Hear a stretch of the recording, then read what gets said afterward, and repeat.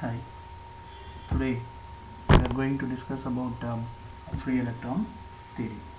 So here the free electron theory is classified into uh, three types. Those are that means classical free electron theory and quantum free electron theory and Joule theory. And basically the free electron theory is applied for the solids to describe about the conductivity of an electricity. There are electrons that are not bound to atoms but are able to move throughout the crystal. These electrons are responsible for the conduction of a solid, and this is basically classified into metals and semiconductors. So here the metals or which is activating its resistivity in room temperature is approximately 10 power minus 6 to 10 power minus 8 ohm meter, and this resistivity is increased by the additional of a small amount of foreign atoms of any one atom in solids like impurities. That is, this process is called an doping, and the atoms which are we are adding that we are considering as a dopants.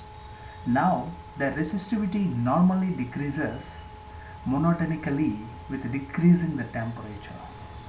And here in pure semiconductor, which is termed as an intrinsic semiconductor, which is having the resistivity can be reduced by the addition of small amount of impurities.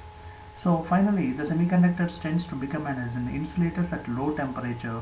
When the temperature increases, it will act like an conductors. So in the why generally the mobile electrons appear in some solids and others? What is the reason behind of that? When the interaction between electrons are considered, this becomes a very difficult question to answer, because the common physical properties of metals which shows a great physical strength and high density and good electrical and thermal conductivity, etc. And here I am going to explain in my slides. This chapter will calculate the common properties of metals using assumptions that conduction electrons consist of valence electrons from all the metals. Thus, metallic sodium, magnesium and aluminum will be assumed to have 1, 2, 3 and mobile electrons per atoms respectively, but not the exact 4 valence electrons, which will be termed as a semiconductor. A simple theory of free electron model which works remarkably well will be described to explain these properties of metals. And also, according to free electron model, the valence electrons are responsible for the conduction of an electricity, and for this reason these electrons are termed